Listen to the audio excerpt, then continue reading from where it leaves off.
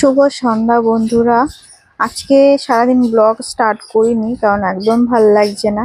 কিছুদিন যাবত এরকম হয় না যে মন মেজাজ খুব খারাপ থাকে, আমারও ঠিক এরকম মনে হচ্ছে যেন কোথাও থেকে ঘুরে আসি। একটানা অনেক দিন বাড়িতে রয়েছি তো আর ভালো লাগছে না, মনে হচ্ছে একটু ঘুরে আসি। ঈদ কাটিয়ে মানে উঠলাম, আর মালের চাপও খুব বেশি নেই, তো ভাবছিলাম যে একটুখানি ঘুরতে যাব।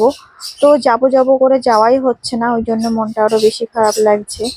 আর এই যে মালগুলো এইগুলো হচ্ছে যে রয়েছে, এটা এখনো 2 দিন লাগবে কমপ্লিট করতে, তো এটা ছেড়ে তো যেতেও পারবো না। তারপরে এর মধ্যে আবার দাদারা ফোন করেছিল যে আরো কিছু ছাড়ানো মাল আসবে, তো আমার হাজবেন্ড অফিস থেকে যখন আসবে তো আমি তাকে বলে দিলাম যে তুমি মালটা নিয়ে আসো, কারণ আমার বেরোতে একদম ভালো লাগছে না। তো আমি কি করব, বসে বসে মাল বাঁধছিলাম, মেয়েকে পড়িয়ে উঠেছিলাম। আর ও হচ্ছে ঝামেলা করছিল, পড়তে চাইছিল না। তো কিছুক্ষণ পড়িয়ে ও হচ্ছে খেলা করছিল, আর আমি এই মালটা বাঁধছিলাম।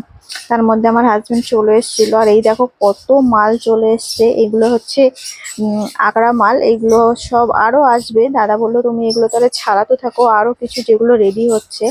তাহলে এই যে বলছিলাম যে ঘুরতে যাব, তাহলে আর কবে যাব, এই জন্য মন মেজাজ আরো ভালো লাগছে না। যখন আমি বেড়াতে যাওয়ার কথা ভাবি তখনই দেখি মালের চাপটা আসে। লাস্ট কিছুদিন ফাঁকাই ছিলাম, তো তখন যদি চলে যেতাম ভালো হতো, কিন্তু তখন যেতে পারিনি কারণ আমার ননদ এসেছিল। তো ও এখানে এসছে এই বাড়িতে ঘুরতে, আর ওইখানে থাকবে, আমি বাপের বাড়ি থাকবো, ব্যাপারটা কেমন দেখায়, তাই আর যাওয়া হয়নি। আর এইদিকে আমার মেয়ে না কিছু খাচ্ছে না, ক্যান ক্যান করছে, তো একটু খিচুড়ি ছিল, আমি ওকে খাওয়াতে গেলাম, ও কিছুতেই খাচ্ছিল না। তো আমি একটুখানি টেস্ট করে দেখলাম, ভালোই লাগছে, কিন্তু ও কেন খাচ্ছে না বুঝতে পারছি না।